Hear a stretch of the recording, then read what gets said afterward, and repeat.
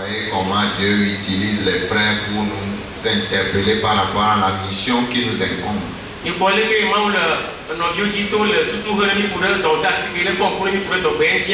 Habituellement, quand nous faisons nos prestations, c'est envers les non-sauvés, mais cette fois-ci, Dieu a redirigé ses armes contre ses enfants.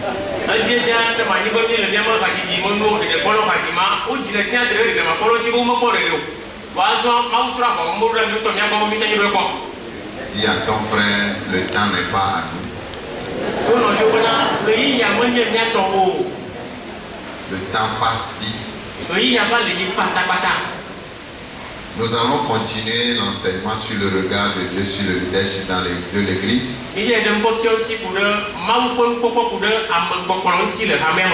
Mais avant de commencer l'enseignement, est-ce que tu peux saluer celui qui est assis à ton côté de façon salutaire?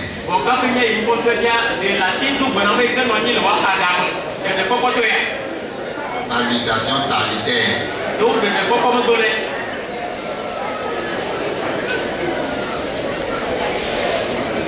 Nous allons prier. Seigneur, nous te rendons grâce pour la grâce que tu nous as donnée. Nous étions errants comme des brebis. Nous étions destinés à l'enfer. Mais le temps était venu pour que tu nous sauves. Et quand tu nous as sauvés, tu nous as ajoutés à cette magnifique famille. Dans le but, Seigneur, de nous édifier dans l'enseignement des apôtres. Et quand nous sommes édifiés, nous pouvons accomplir la mission que tu nous as assignée.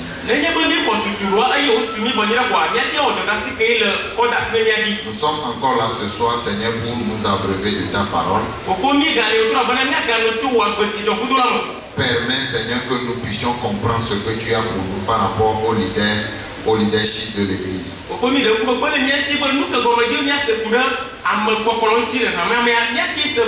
Seigneur, qui sommes-nous pour pouvoir parler de ta part? Accorde-nous, Seigneur, le verbe facile, le langage clair, afin que nous puissions dispenser droitement ta parole. Dans le précieux nom de Jésus, notre Sauveur, nous avons prié. Amen. Amen. Bien-aimés dans le Seigneur, nous sommes sur un enseignement qui est un peu long. Le leadership de Dieu dans l'Église.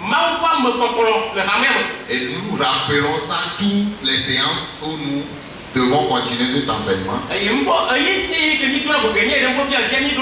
Que l'Église du Seigneur, c'est son corps à lui. Et il est la tête. C'est le lieu où lui l'a trouvé pour reposer sa tête. Parce qu'il dit les renards ont leur tanière et les oiseaux du ciel ont leur nid.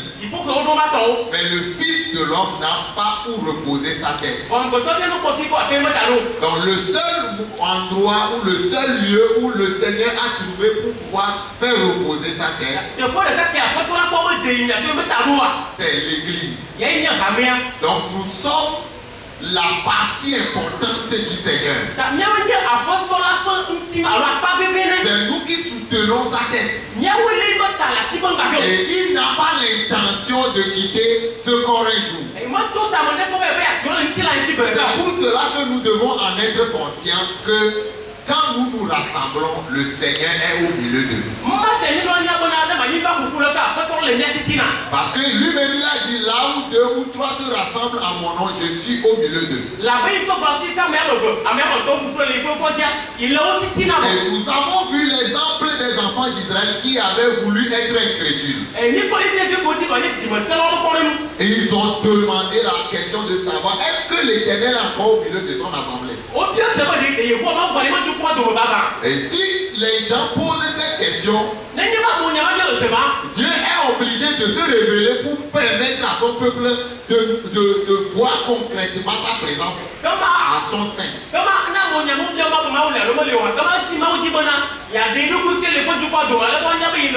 Et dans Exode chapitre chapitre 17, verset 7, la Bible dit, il donna à ce lieu le nom de Massa Meriba parce que les enfants d'Israël avaient contesté, parce qu'ils avaient tenté l'Éternel en disant, l'Éternel est-il au milieu de nous ou n'y est-il pas? On a compte comment on a Massa Meriba. Quand il est dit au Renia, pas au Renia, au Maoul, aïe au septième, aïe au Globana, les voix les nez de Molo, à les Maha. Une chose est de comprendre comment Dieu rend juste un homme. Pour faire partie de son peuple, pour faire partie de sa famille, pour entrer dans son église. Et une autre chose est de savoir comment Dieu conduit son église. Et quelqu'un qui ne sait pas comment Dieu conduit son église peut se comporter comme un incrédule en se posant la question, est-ce que tout ce qui est en train de se passer, est-ce que c'est Dieu qui est en train d'ordonner, de diriger, ou bien ce sont les hommes?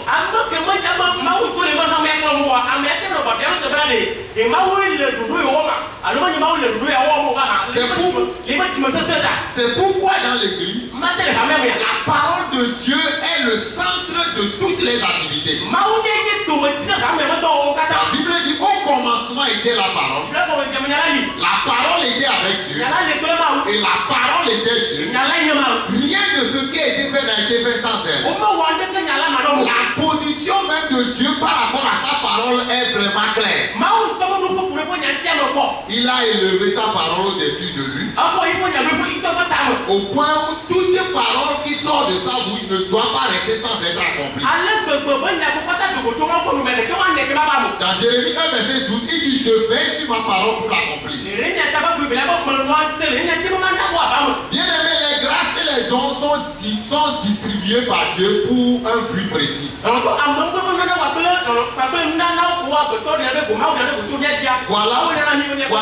pourquoi nous n'avons pas besoin de nous rivaliser ou de rivaliser entre nous. C'est pourquoi la question de la démarcation ne doit pas vraiment être mentionnée au milieu de nous parce que les places sont déjà réservées. Ce que Dieu veut faire de toi avant de te sauver, il le fera. Personne ne peut l'empêcher de faire de toi ce qu'il a voulu faire. C'est pourquoi il faut que tu sois tranquille. Quand Dieu élève un frère au milieu de nous, ça ne doit pas susciter de la jalousie parce que c'est son temps qui est arrivé. Ton temps viendra certainement.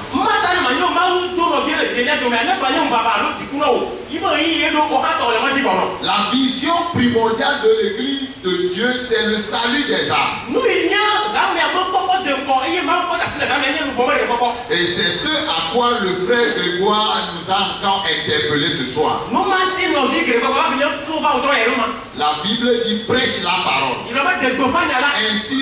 Insiste en toute occasion. Que l'occasion soit favorable ou non. Donc c'est ça la tâche que le Seigneur nous a confiée. Dieu ne nous a pas rassemblés pour que nous puissions être une ONG. Pour s'entraider entre nous et réussir dans cette vie. Le seul but pour lequel Dieu nous a rassemblés, c'est pour que nous puissions aller prêcher l'évangile. C'est pourquoi dans Proverbes chapitre 24 verset 11, la Bible dit, il dit, délivre ceux qu'on traîne à la mort. Ceux qu'on va égorger, sauve-les. Si tu dis nous ne savons pas, il dit celui qui pèse les cœurs ne le sait-il pas? Celui qui sonde les reins ne leur rendra-t-il pas selon les œuvres de chacun? Donc nous ne devons pas oublier la mission qui nous a rassemblés. C'est quelqu'un qui a prêché pour que toi et moi nous soyons sauvés. Donc pour que les autres soient sauvés, il faut que nous aussi nous prêchions. Dis à ton frère, nous devons prêcher cette parole. Pour que nous puissions accomplir cette mission, nous devons évoluer dans l'ordre et dans la discipline. Est-ce qu'on peut lire 1 Corinthiens chapitre 14 verset 33? 1, 2, 3. Car Dieu n'est pas un Dieu de désordre, mais de paix, comme dans toutes les églises des saints. Car Dieu n'est pas un Dieu de désordre, mais de paix, comme dans toutes les églises des saints. Bien aimé dans le Seigneur, avant notre salut, nous avons pensé que quand le Saint-Esprit descend, chacun peut faire n'importe quoi et terminer par au nom de Jésus.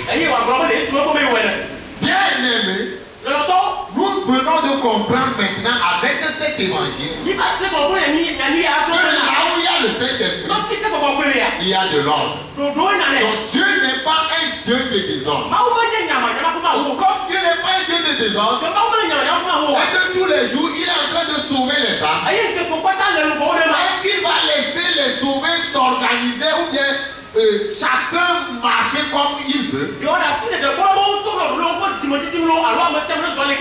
Non. C'est pour cela que nous comprenons que l'Église, c'est une organisation. Nous avons vu toutes les caractéristiques qui démontrent que l'Église du Seigneur est une organisation. Parce que pourquoi on parle d'une organisation? L'organisation regroupe des ressources humaines, matérielles et financières. Une organisation a des objectifs. Une organisation a des missions. Et une organisation a des résultats. Et nous voyons toutes ces caractéristiques avec l'Église du Seigneur Jésus. Que l'Église de Jésus utilise les hommes. L'Église de Jésus utilise les matériels. L'Église de Jésus utilise de l'argent. Et l'Église de Jésus a des objectifs. Il se fit des missions qui est de prêcher l'évangile. Et tous les QG, nous écoutons les rapports de mission pour voir les missions que nous sommes assignés dans la semaine, où nous en sommes par rapport à ces missions. Et nous avons encore écouté que dans la semaine passée, Dieu a encore sauvé 148 personnes. Est-ce qu'on peut encore acclamer très fort? Ça veut dire que l'Église du Seigneur Jésus, c'est une organisation. Bien aimé dans le Seigneur, comme nous avons compris que l'Église de Jésus est une organisation, alors comment le Seigneur a organisé son Église? C'est ce qui nous a amené à voir même comment Jésus a choisi ses disciples. Nous avons vu que Jésus, en choisissant ses disciples, il les a choisi 12 au même moment. Après les avoir choisis, malgré qu'il leur a assigné à tous une mission, il a élevé quelqu'un au milieu d'eux, qui est Pierre, qui doit paître les autres. Donc nous comprenons que Dieu peut accorder ou bien Dieu peut assigner une responsabilité à un groupe de personnes dans son église. Un groupe de personnes qui vont conduire l'église de Jésus. Mais au milieu d'eux, il faut quelqu'un pour pouvoir coordonner les activités. Et nous avons vu l'exemple de Pierre qui a été appelé avec les autres. Mais finalement, c'est sur lui que se reposent les grandes décisions. C'est lui qui doit paître les autres. Est-ce qu'on peut lire Jean chapitre 21 verset 15? Après qu'ils eurent mangé, Jésus dit à Simon Pierre, Simon fils de Jonas, m'aimes-tu plus que même ceci? Il lui répondit, oui Seigneur, tu sais que je t'aime. Jésus lui dit, paie mes agneaux. Et le vendredi passé, nous avons compris que les agneaux dont Jésus parle, c'est les Jacques et les Jean et les autres apôtres. Pourquoi Jésus va appeler les 12 au même moment? Et que c'est Pierre qui a la responsabilité de paître les 11. On va continuer la lecture. Le verset 16, 1, 2, 3. Il lui dit une seconde fois, Simon, fils de Jonas, m'aimes-tu?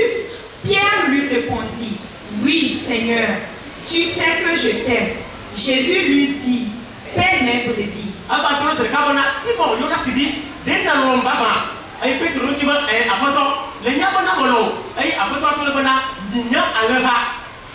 Continuons. Il lui dit pour la troisième fois, Simon, fils de Jonas, m'aimes-tu?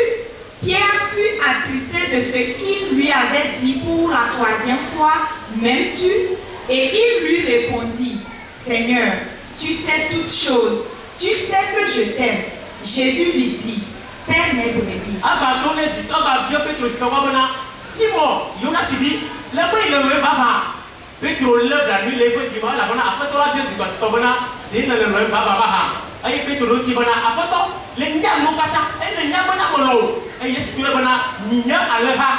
Bien aimé dans le Seigneur, quand Jésus choisissait les disciples, c'est Jésus qui a choisi celui qui doit les perdre. Les 11 autres, celui qui doit les perdre, c'est Jésus qui l'a choisi. Donc si tu es réellement sauvé, celui qui doit te perdre, c'est Dieu qui doit choisir cette personne pour toi. À partir du moment où toi-même tu te choisis ceux qui doivent te nourrir, il faut savoir que tu auras une déformation dans la croissance. Parce que tu vas ressembler à des gens de ces derniers temps. Selon 2 Timothée chapitre 3. Où la Bible dit dans les derniers temps, les hommes ne supporteront pas la sainte doctrine. Selon 1 Timothée, excusez-moi. Les hommes ne supporteront pas la sainte doctrine. Ayant la démangeaison d'entendre des choses agréables. Ils se donneront une foule de docteurs selon leur propre désir. Donc aujourd'hui, il y a tellement de docteurs qui pilulent. Il y a le docteur TikTok. Il y a le docteur YouTube. Il y a le docteur Google. Et en dehors de tous ces docteurs-là, il y a d'autres docteurs que toi-même tu as. La question est de savoir, celui qui est en train de te perdre, c'est Dieu qui te l'a donné, ou bien c'est toi qui le choisis? Pose la question à celui qui est assis à ton côté. Tu as choisi celui qui doit te perdre ou bien c'est Dieu qui l'a choisi pour toi?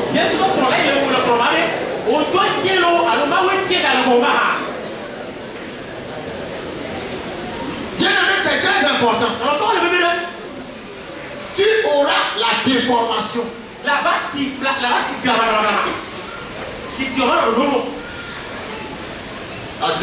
Tu vas avoir une déformation.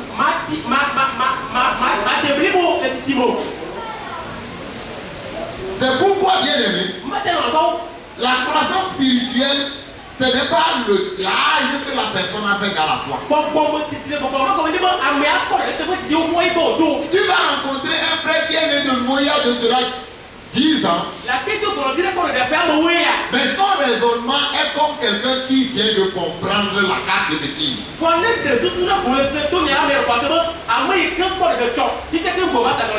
Non, il n'est même pas encore sauvé. Il comprend la casse de béquille. Mais pourtant, il est sauvé. Est-ce que quelqu'un me comprend? Pourtant, cette personne est sauvée. Vous savez, quand moi je naissais de nouveau en 2013, en fait, dans cette première année-là, c'est moi qui me choisis ceux qui doivent enseigner pour que j'écoute. Donc quand je viens au QG et je vois le pasteur Jessé en train d'enseigner, je m'assois bien même. Mais quand je viens et qu'on programme notre frère, quelle déception. Ce soir, on ne va pas bien manger. Je vous fais une confession. Mais j'étais bien sauvé. Je fais ce rappel-là par rapport à un frère qui a fait une exhortation dans le groupe de la jeunesse. Un frère a fait une exhortation par rapport à ce que les frères quittaient de loin pour venir au culte à Abedi alors qu'ils avaient des assemblées à côté d'eux.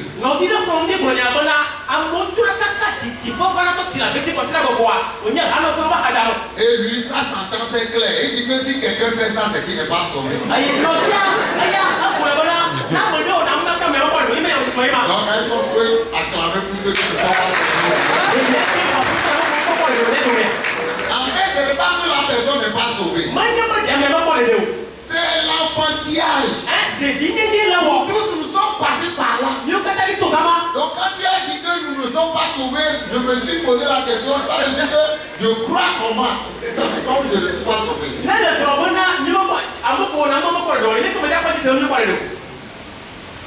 Bien aimé, ça c'est l'enfance.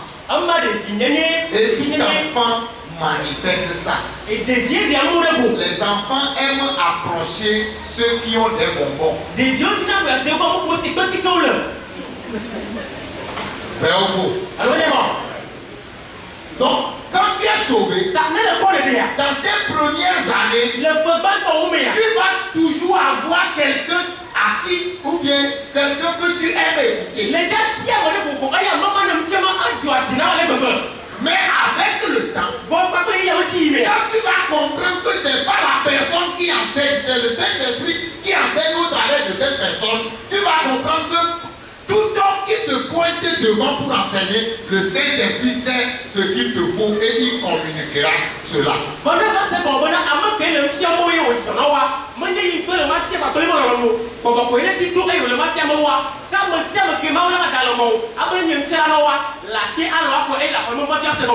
Mais quand tu es découragé, dès que tu vois la personne,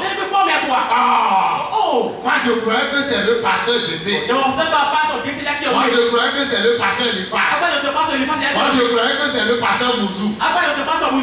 Donc comme tu es découragé, tu ne vas plus prêter attention. Parce que tu as vu quelqu'un qui va enseigner sans le Saint-Esprit. Bien aimé dans le Seigneur, ça nous tous nous avons manifesté ça. Je suis allé à un séminaire. Quand j'ai vu celui qui est en train de prêcher, j'avais envie de partir avec mon invité. Parce que la manière dont j'ai souffert avant de casser les béquilles, je ne veux pas qu'on gâte le cœur de cette église. Donc je veux partir avec lui et chercher un autre séminaire. Un séminaire où ceux que j'aime vont prêcher. Tout ça on est passé par là. Ça c'est l'enfance. Dis avec moi enfance. Même maintenant on a grandi. Est-ce que tu parles avec moi?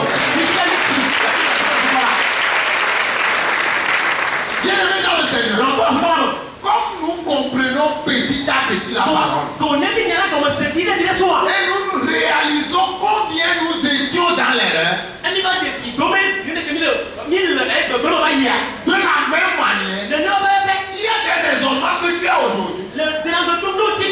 Il y a des raisonnements que tu as aujourd'hui, que tu peux penser que c'est ça.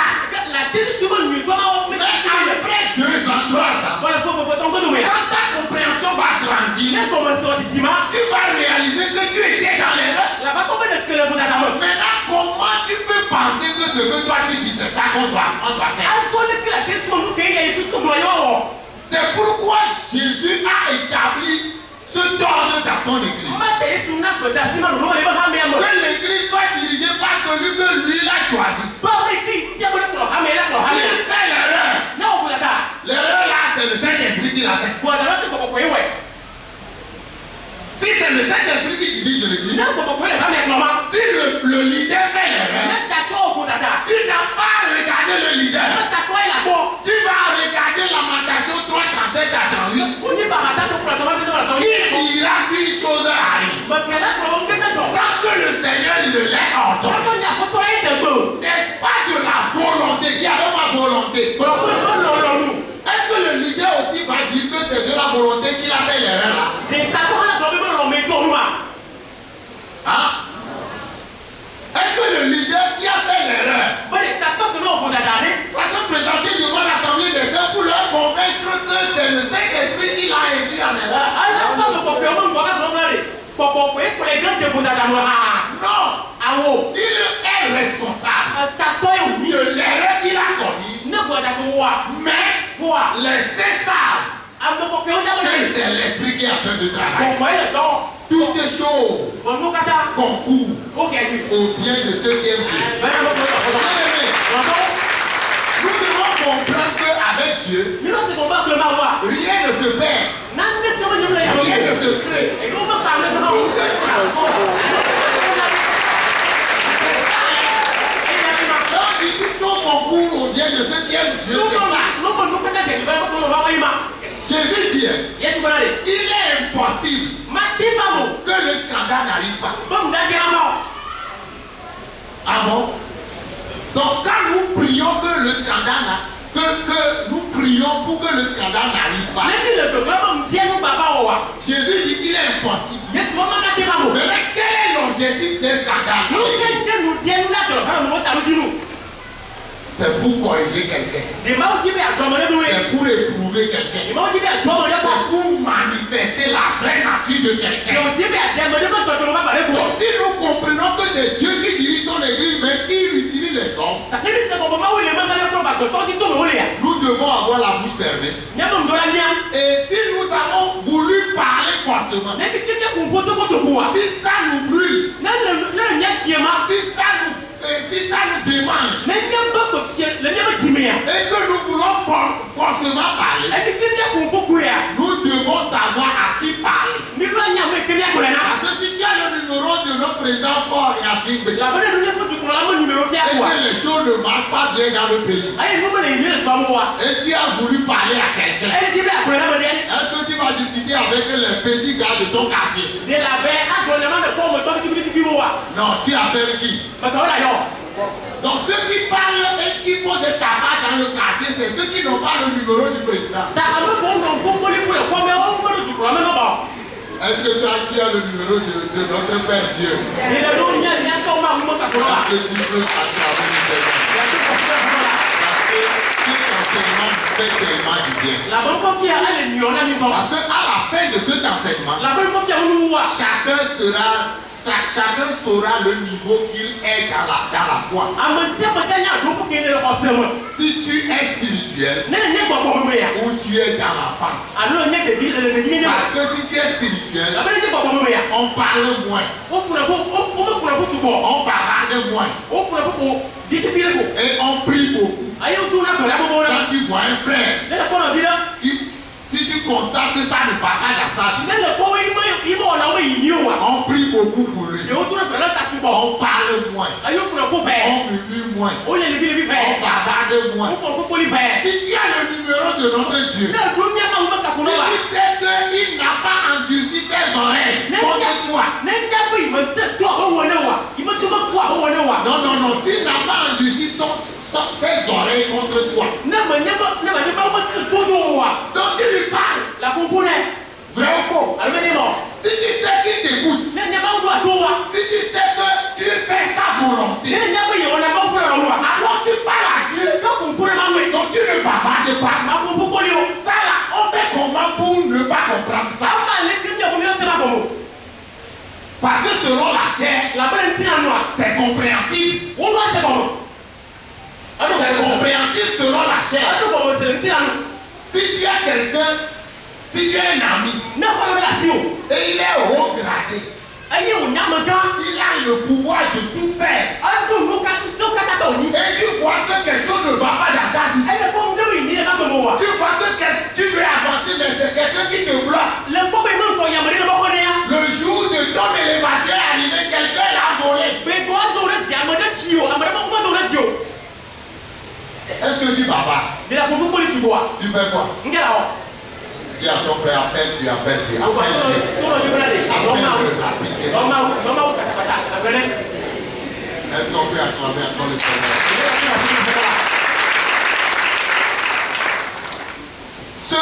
Ce qui fait que Jésus a confié une grande responsabilité à Pierre.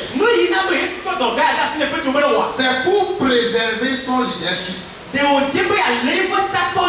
Pour que les autres savent que c'est Pierre que Jésus a choisi.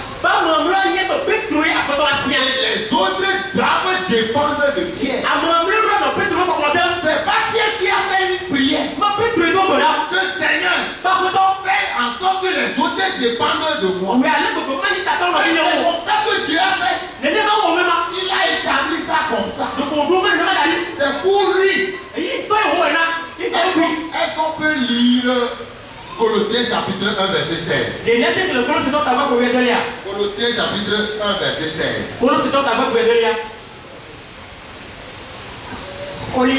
Colossiens chapitre 1 le verset 16.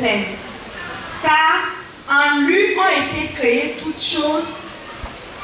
Car en lui ont été créées toutes les choses qui sont dans les cieux et sur la terre, les visibles et les invisibles, trône, dignité, domination, autorité.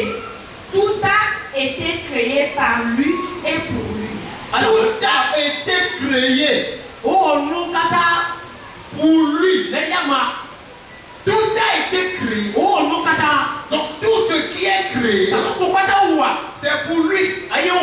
Est-ce que toi aussi tu es dans les créatures de Dieu? Oui. Tu es dans la récréature même. Tu es dans la récréature de Dieu. Selon Ephésiens 2 verset 10. La Bible dit nous sommes son ouvrage. Dieu nous a recréés en Christ pour les bonnes œuvres qu'il a préparées d'avance pour nous. Et la Bible dit tout a été créé pour lui. Donc bien aimé, c'est Dieu qui a voulu que les choses soient ainsi. Ce n'est pas pour toi, mais c'est pour lui-même. Jésus a dit à Pierre, Seigneur, le Seigneur a dit, Simon, Satan vous a réclamé pour vous cribler comme le froment, mais j'ai prié pour toi afin que ta foi ne défaille point. Et toi, quand tu seras affermi, quand tu seras converti, affermi tes frères. Et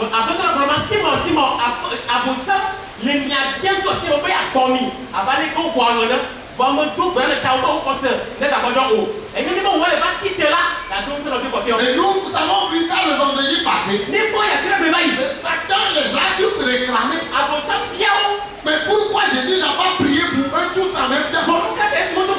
C'est pour préserver le leadership de Pierre. Il a prié pour le leader, pour que le leader prie pour les autres. Donc tu ne peux pas dire que non, toi tu n'as pas besoin du leader. Même si le leader est méchant comme n'importe quoi. Vous savez, avec l'histoire d'Israël, quand Israël dans 1 Samuel 8 avait réclamé un roi, Dieu a dit à Samuel, il réclame le roi. C'est pas toi que le peuple rejette, c'est moi qui le rejette. Donc quand le peuple rejette le juge que Dieu a donné au peuple, Dieu dit que le peuple ne rejette pas le juge, c'est lui que le peuple rejette. Est-ce que quelqu'un me comprend? Donc si un frère rejette le leader qu'on lui a donné, c'est pas le leader qui l'a rejeté, c'est Dieu qui l'a rejeté. Parce que c'est Dieu qui a voulu que les choses soient ainsi. Et souvenez-vous, le leader, le premier roi qu'on va donner à Israël, c'est Saül. Saül, c'est un homme qui est, comment je vais dire, égoïste. C'est un homme égoïste. Il ne peut pas servir, il ne peut pas donner sa vie pour le peuple. Mais il va livrer Israël pour pouvoir sauver sa vie. Mais qui a donné ce roi? C'est Dieu, non? David avait trouvé une bonne occasion de couper la tête à ce roi. Quoique c'est un roi mauvais, David ne l'a pas fait. Pourquoi? David sa vie, ça veut dire qu'il aura affaire avec Dieu. Il faut que David soit patient jusqu'au jour où Dieu lui-même enlève sa vie. Si nous avons compris cette chose, nous n'aurons plus de problème avec nos leaders.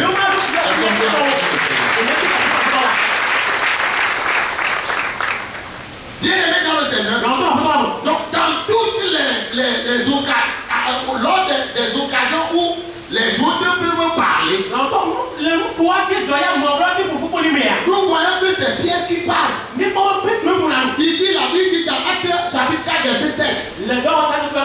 Ils furent placés au milieu de Pierre et Jacques et leur demandaient par quel pouvoir ou au nom de qui avez-vous fait cela. On a posé la question à Pierre et Jacques. Mais est-ce que Jean a parlé? La Bible dit alors, Pierre rempli du Saint-Esprit leur dit, chef du peuple et ancien d'Israël, pourquoi c'est pas Jean qui a pris la parole? C'est le leadership. Or, nous n'avons pas compris ça. Nous n'avons pas compris ça. Et nous pouvons penser que nous sommes intelligents. C'est nous qui voyons bien. En Afrique, celui par qui Dieu passe pour pouvoir sauver les âmes, ou celui à qui Dieu a confié la mission, c'est le pasteur Boubadeni. Et c'est lui qui va établir les coordonnateurs dans tous les pays. Parce que c'est Dieu qui lui a donné cette grâce.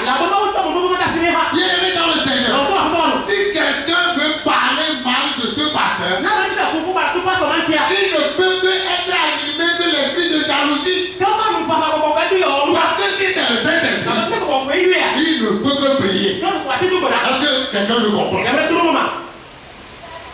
Si quelqu'un va parler mal, il devait être animé de l'esprit de jalousie. Mais si c'est le Saint-Esprit, il ne peut que prier. Parce que la mission est tellement grande. Le poids là est tellement lourd. C'est pas donné à n'importe qui. Quelqu'un qui va prendre son argent, il va sillonner de pays en pays. Non pas pour établir des églises pour lui-même. Mais c'est parce qu'il a compris quelque chose. Et il veut que les autres comprennent aussi. Il pouvait se concentrer sur son pays, le Cameroun. Mais qu'est-ce qui l'a poussé à aller dans d'autres pays? C'est la même chose qui t'anime aussi. Quand tu avais compris le salut, tu pouvais te concentrer sur les membres de ta famille. Mais qu'est-ce qui t'amène à aller vers les autres? À leur prêcher. Tu arrives même jusqu'à dépenser ton argent. Tu n'attends rien en retour. La seule chose que tu attendais, c'est que finalement, la personne dise que maintenant j'ai compris le salut. Et ton cœur est débordé. Tu n'attends rien en retour. Bien aimé dans le Seigneur, nous sommes dans le véritable. Nous sommes dans le véritable. Donc nous voyons ici Pierre qui se manifeste dans le leadership de l'église. Parce que c'est Jésus qui l'a établi. Nous allons voir le leadership de Moïse. C'est Dieu qui a choisi Moïse. La Bible dit Moïse faisait paître le troupeau de Jéthro, son beau-père. Sacrificateur de Madian. Et il mena le troupeau derrière le désert et vint à la montagne de Dieu à Horeb.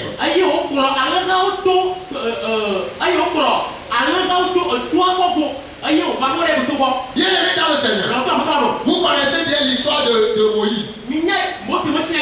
Moïse est né dans la maison de Pharaon. Mais c'est un juif. Et c'est par lui que Dieu veut passer pour délivrer Israël. Donc Moïse en tant que leader, c'est Dieu qui l'a choisi. Exode chapitre 3 verset 2 à 7. Est-ce qu'on peut lire ensemble 1, 2, 3?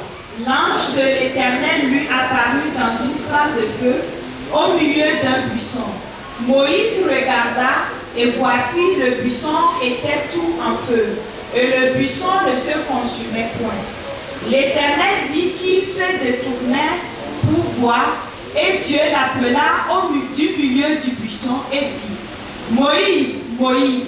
Et il répondit, me voici. Et il ajouta, je suis le Dieu de ton père, le Dieu d'Abraham, le Dieu d'Isaac et le Dieu de Jacob. Moïse cacha le visage car il craignait le regard de Dieu. L'Éternel dit, j'ai vu la souffrance de mon peuple qui est en Égypte et j'ai entendu les cris que lui font pousser les oppresseurs, car je connais ses douleurs. Donc Dieu s'est révélé à Moïse. Et Dieu va choisir Moïse. Et dans Exode chapitre 3 verset 7, la Bible de l'Éternel dit, j'ai vu la souffrance de mon peuple qui est en Égypte. Et j'ai entendu les cris que lui font pousser ses oppresseurs, car je connais ses douleurs. Verset 8.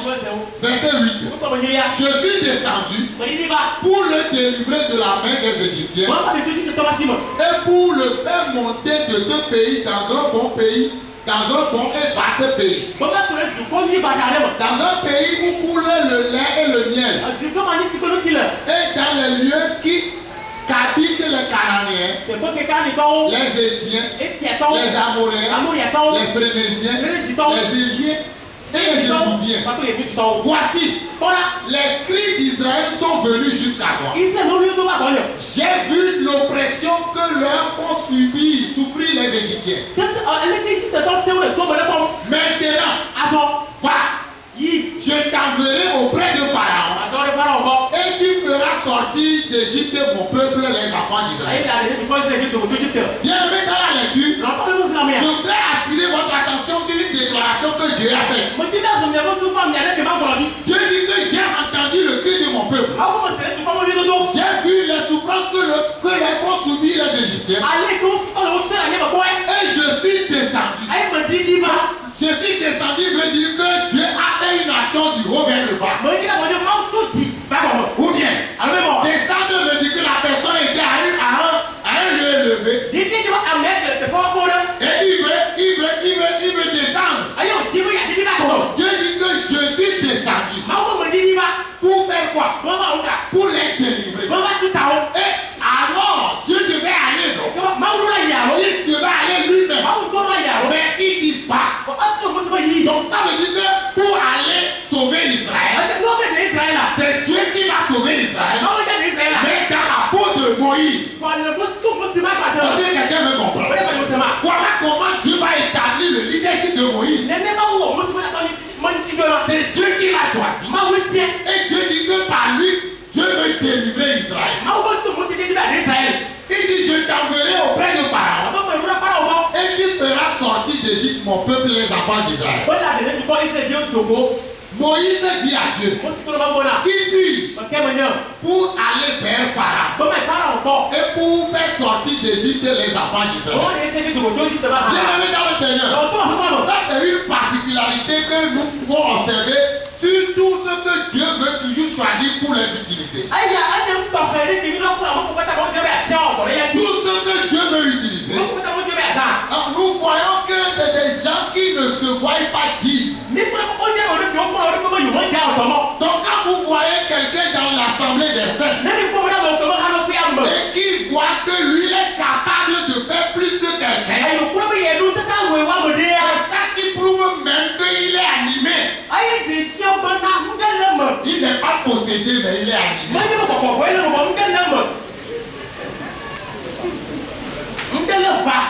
Amen. Dieu choisit Moïse. Moïse dit que lui n'est pas digne. Bien aimé dans le Seigneur, ça c'est la caractéristique. Parce que c'est Dieu qui va travailler. Quand la personne est capable de faire de lui-même, alors Dieu n'a plus besoin de l'utiliser. Parce qu'il va s'accaparer de la gloire de Dieu. Dieu utilise les faibles pour que la gloire lui revienne. Maintenant,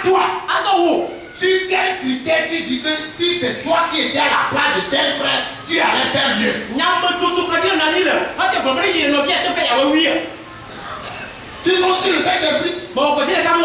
Le Saint-Esprit qui est en train d'utiliser le frère. C'est le même Saint-Esprit sur lequel tu comptes aussi.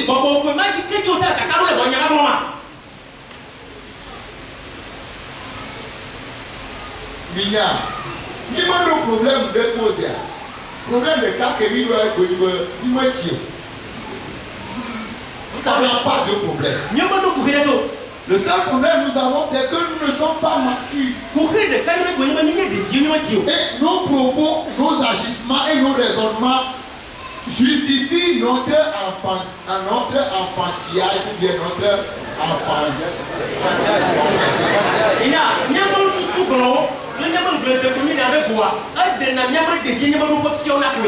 Est-ce que j'ai menti? Parce que quand nous observons ces détails, si ce n'est pas la sorcellerie, c'est quoi? Ça dit que toi-même tu vois clairement que celui que Dieu lui veut utiliser, la personne dit qu'il n'est pas dit, mais Dieu veut l'utiliser. Si cette personne fait des erreurs, l'erreur là a imputé à qui? À Dieu, parce que lui-même il sait qu'il n'est pas dit. Mais c'est Dieu qui insiste. Mais là, toi tu vois tout ça là, tu n'as pas peur. Et tu dis que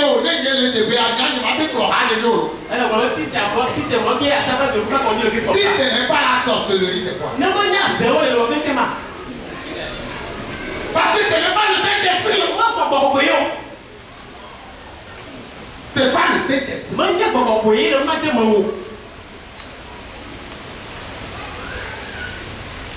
Et soyons conscients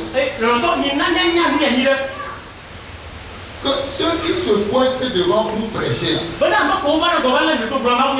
tout ce qu'il dit là, ce n'est pas parce que eux-mêmes ils ne sont pas dedans. Moi-même je suis dedans. Des fois je observe certaines personnes, je dis que les gars m'ont les plans à droite, les gars me les typent à ma ouïe. Ça c'est pas la sorcellerie ça.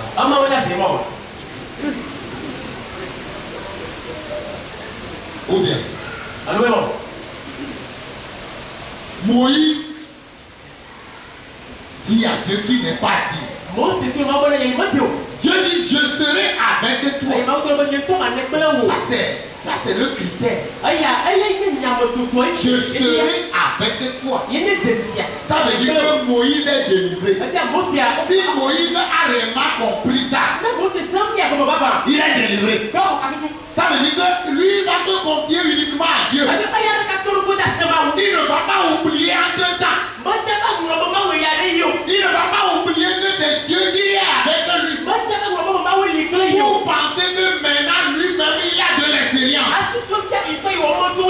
Parce que c'est le piège dans lequel nous sommes pris. Quand on appelle un frère, on veut lui confier une responsabilité. Au début, le frère est humble. Il dit que pasteur, au cas du matin, ouais. Sinon, moi je ne suis pas qualifié. Je ne suis pas sûr que je peux faire ça. On lui confie cette responsabilité. Première année, deuxième année, troisième année, quatrième année, on peut le changer.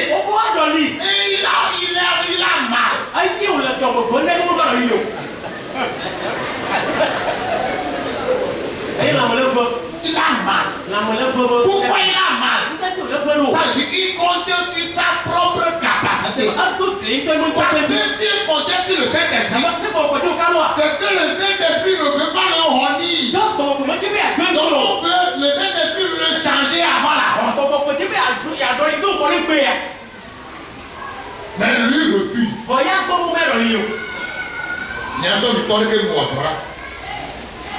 Vous-même regardez comment j'ai travaillé. Qu'est-ce que j'ai fait maintenant? On veut me changer. Non, c'est un club qu'ils sont en train de former. Donc quand vous regardez, c'est un club. Bien aimé dans le Seigneur. Tu veux veux que Dieu te rendisse. Donc Dieu est là en forme un clombe derrière lui. Le clombe là c'est pour lui faire coup d'état en vrai ou faux. Et Dieu lui est d'accord. Il est là. On a gêné, on l'a lié. Et tu as rencontré Dieu en train de pleurer. Et Dieu te dit que voilà le club là, il a confisqué mon église. Et tu dis Dieu non. Je ne me donnerai pas du repos.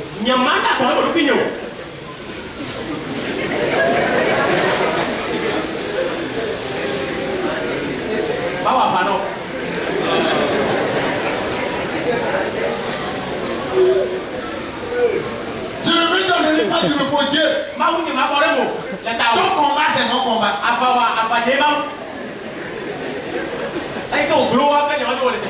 Je serai avec toi. Et ceci sera pour toi le signe que c'est moi qui t'envoie. Quand tu auras fait sortir d'Égypte le peuple, vous servirez Dieu sur cette montagne. Donc Dieu donnait un signe à Moïse. Quand est-ce que Moïse saura que Dieu n'est plus dit? Quand le peuple ne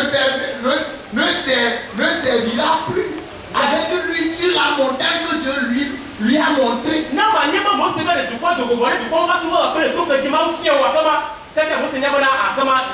Ça veut dire que qui va faire en sorte que le peuple suive Moïse?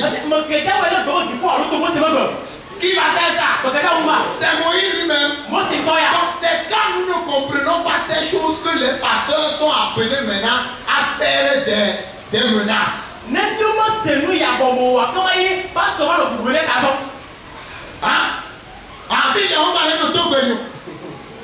Hein? Donc des menaces. Alors que c'est Dieu qui peut faire en sorte que le peuple t'obéisse. Bien aimé dans le Seigneur, nous devons comprendre que Dieu est conscient qu'il est esprit pour gouverner. Il ne peut pas gouverner. Comment je vais dire ça? Esprit. Il ne peut pas gouverner les hommes qui ont la chair esprit.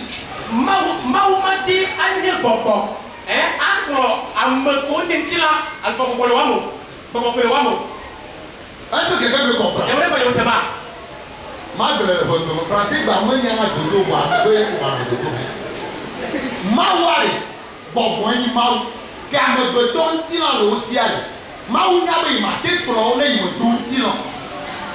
Est-ce que quelqu'un me comprend? Vous voyez que c'est clair maintenant. Je souffrais.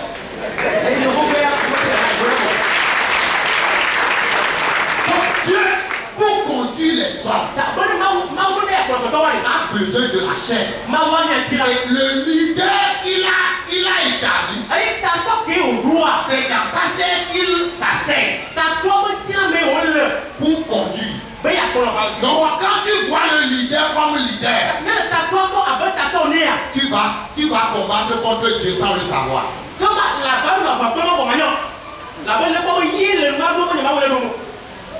C'est ici que l'obéissance va se manifester. Si tu as compris que c'est Dieu qui a donné le leader qui est sur moi, alors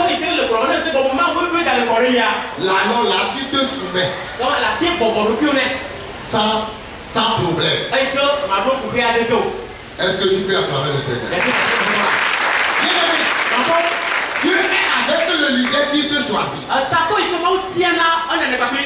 Exode chapitre 4. Le verset 10. Moïse dit à l'Éternel: ah Seigneur, je ne suis pas un homme qui ait la parole facile. Ce n'est pas ni d'hier ni d'avant-hier, ni depuis que tu parles à ton serviteur, car j'ai la bouche et la langue embarrassées. L'Éternel dit: qui a fait la bouche de l'homme et qui rend muet ou sourd, voyant ou aveugle. N'est-ce pas moi l'Éternel? Bien-aimé, qu'est-ce que Moïse fera dans la marche? Et on va dire que Moïse est mauvais. Si c'est que c'est lui-même qui s'est choisi, et il a dit qu'il est capable de le faire, et maintenant il arrive à tomber, alors on va le rendre responsable. Mais Moïse dit à Dieu, je ne suis pas capable. Ça veut dire qu'il est aussi faillible.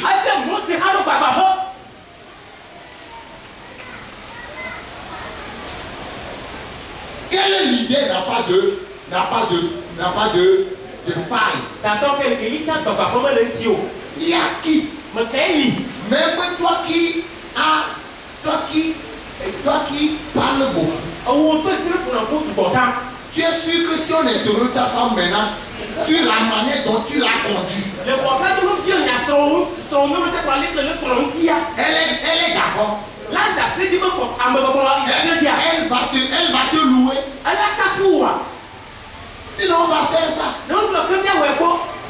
Mais si on t'interroge sur comment tu conduis ton foyer, c'est toi qui es très intelligent. C'est toi qui as mis les stratégies pour pouvoir conduire doucement.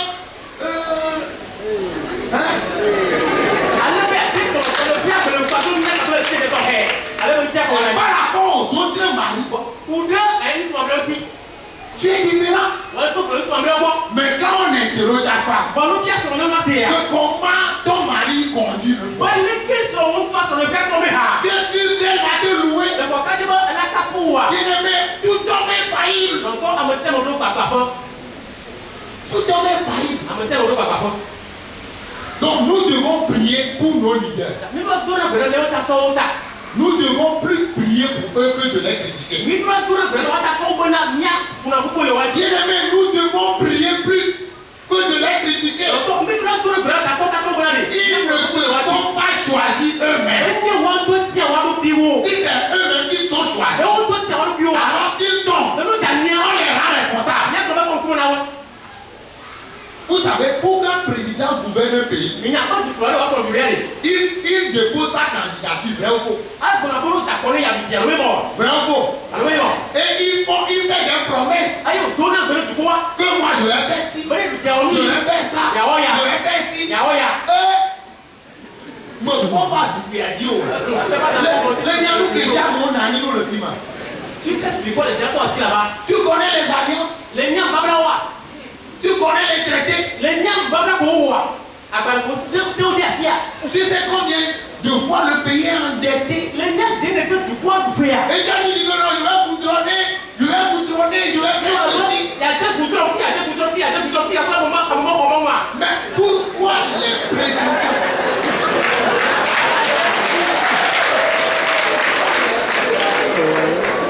Pourquoi les présidents sont critiqués et leur critique est légitime?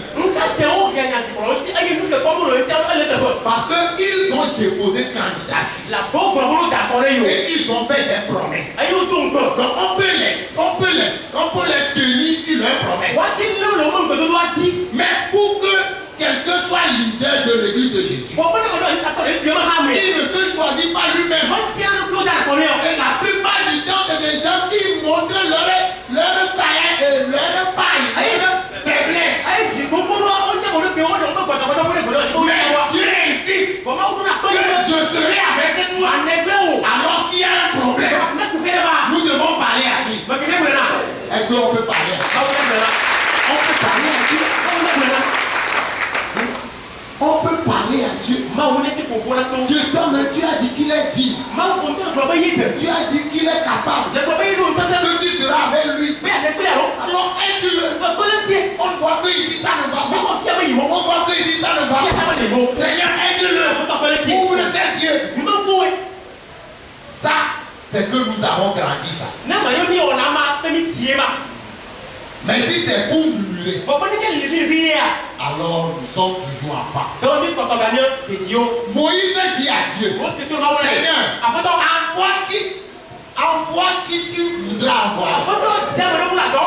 À colère de l'Éternel s'enflamma contre Moïse. Et il dit, n'y a-t-il pas ton frère Aaron, le Lévite? Je sais qu'il parle facilement. Le voici même qui arrive. Quand il te verra, il se réjouira dans son cœur. Tu lui parleras et tu mettras les paroles dans sa bouche. Et moi, je serai avec ta bouche et avec sa bouche. Et je vous enseignerai ce que vous aurez à faire.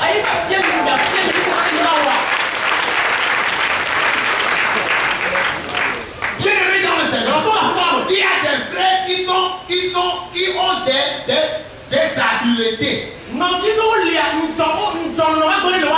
ont des éducations qui leur permettent de bien conduire, de bien gouverner, de bien présider, de mieux conduire.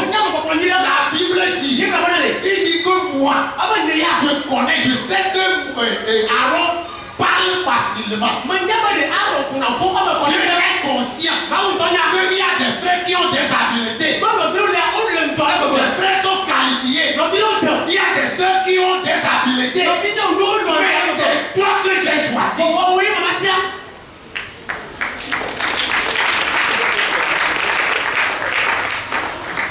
C'est pourquoi j'ai dit la dernière fois que cet enseignement, il faut au moins 5 ans pour assimiler. Ça veut dire que tu écoutes ça tous les jours pendant 5 ans.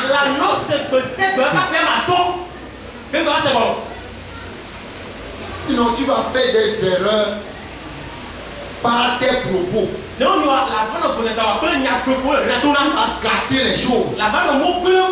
Et le jour Dieu te ramène à la porte et que tu vas voir l'eau, tu vas comprendre que tu as déjà tout gâté. Très important. Les différents groupes que nous avons dans l'assemblée, il y a la chorale, il y a un responsable de chorale. Il y a des différents banniers. Il y a le groupe des hommes.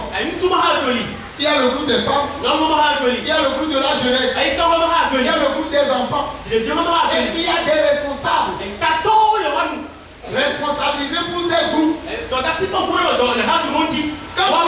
vous regardez ces responsables-là, il y a des frères au milieu du groupe qui ont des habiletés. Ils sont plus qualifiés. Dieu les connaît. Dieu les voit. Mais pourquoi Dieu n'a pas permis que c'est lui qu'on choisisse? Dieu ne serait pas avec lui. Il va opérer avec sa propre capacité. Et il va se vanter. Donc Dieu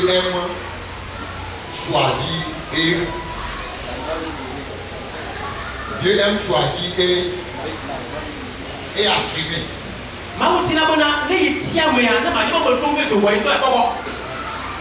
Je serai avec ta bouche et avec sa bouche. Et je vous enseignerai ce que vous aurez à faire. Donc un leader doit se soumettre à Dieu.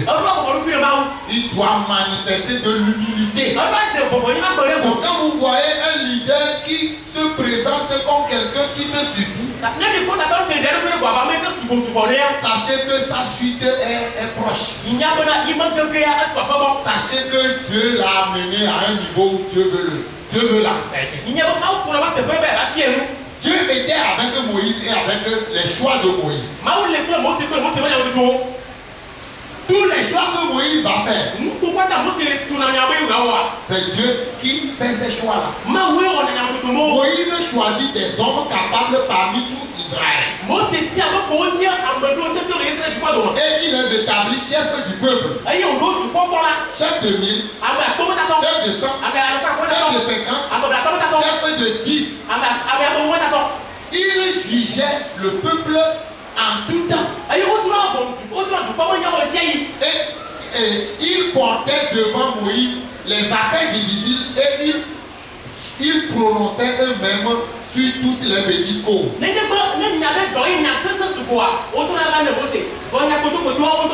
Donc c'est Moïse qui a choisi les gens. Donc quand Dieu choisit son leader, c'est le leader qui choisit ceux qui doivent travailler avec lui. Et Dieu est avec ce choix. C'est pourquoi quand on choisit un frère et toi tu es mécontent, tu vas penser que tu es en train de combattre le leader. Alors que c'est Dieu que tu critiques. Crimador. Critiquer, manger, dormir. Non, ici avec Israël, c'est critiquer, manger et mourir.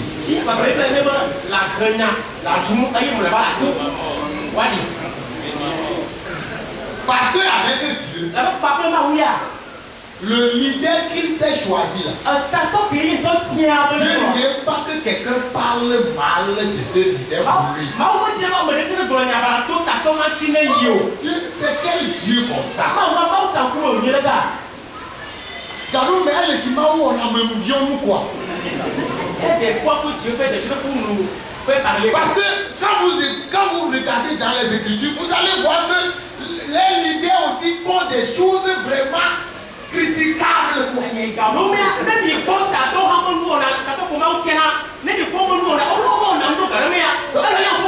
comme si Dieu nous cherche querelle.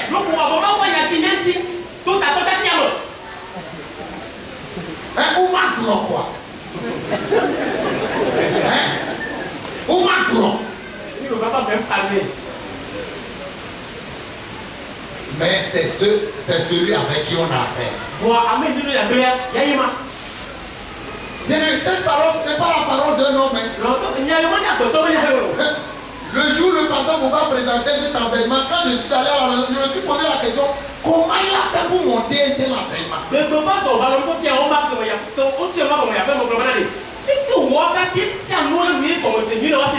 Parce que si tu me comprends cet enseignement, c'est que Dieu n'a pas encore ouvert dans ta compréhension. Est-ce que tu comprends? Si tu me comprends ça, c'est que ton temps n'est pas encore arrivé. Si tu comprends cet enseignement, quand quelqu'un vient vers toi avec l'affaire d'un leader,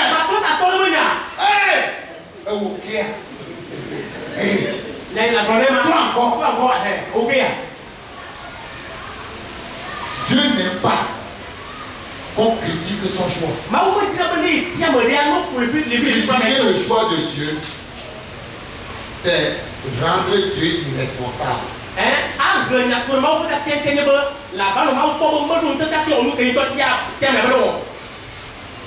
Bien aimé, j'ai voulu aller vite. J'ai couru. Je n'arrive pas à finir. Parce qu'il y a des points que nous n'avons pas encore touchés. Si tu vois ces points-là, si tu écoutes, mon frère,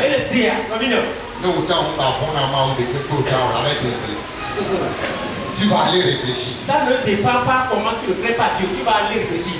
Bien aimé dans le Seigneur, nous allons nous arrêter ici. Dieu est avec le choix de son leader. Dieu choisit un leader et ce leader choisit ceux qui doivent travailler avec lui. Et Dieu est avec le choix de ce leader. Donc vous allez voir que l'église en Afrique est organisée. Il y a les points focaux de zone. Donc l'Afrique est partagée en zones. Et il y a des pasteurs qui sont responsabilisés pour les zones, pour ces zones. Et chaque zone a des pays qui la composent. Et chaque pays a un coordonnateur. Et c'est le pasteur Bouba qui choisit ses coordonnateurs. Parce que c'est Dieu qui l'a mandaté pour conduire la mission en Afrique. Donc ceux qui doivent travailler avec lui, c'est lui qui les choisit Et Dieu est avec ce choix. Donc chaque pays a son coordonnateur. Donc le coordonnateur du Togo, le coordonnateur du Bénin, le coordonnateur du Niger, le coordonnateur de Madagascar.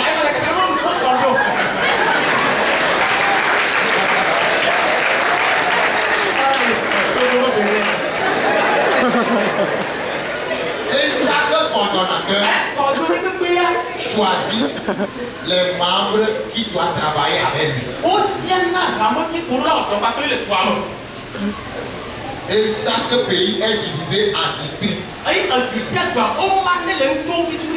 Chaque district aussi a son coordonnateur. Chaque district a des assemblées qui le composent. Et chaque assemblée a un pasteur. Et ce pasteur-là, c'est la coordination qui les nomme. Non, la coordination nationale.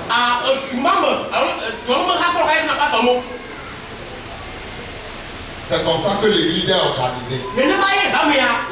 Donc si nous pensons que l'église est là comme ça, comme un hangar, on rentre et on sort par où on veut là, c'est que comprenez que nous avons une mauvaise compréhension.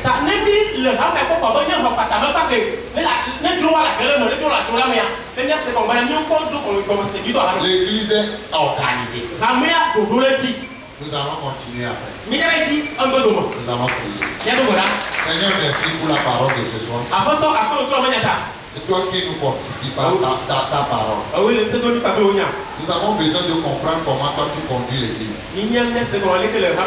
Comprendre que tout leader est un choix de toi. Et si nous avons quelque chose contre ces leaders, nous devons prier pour eux. Prier pour que toi tu leur ouvres les yeux sur les détails de la mission qu'ils ne voient pas. Merci Seigneur de nous fortifier. Nous qui sommes enfants, Seigneur, amène-nous à comprendre ces choses pour que nous puissions vivre en paix dans ton église. Dans le nom de Jésus. Amen. Amen.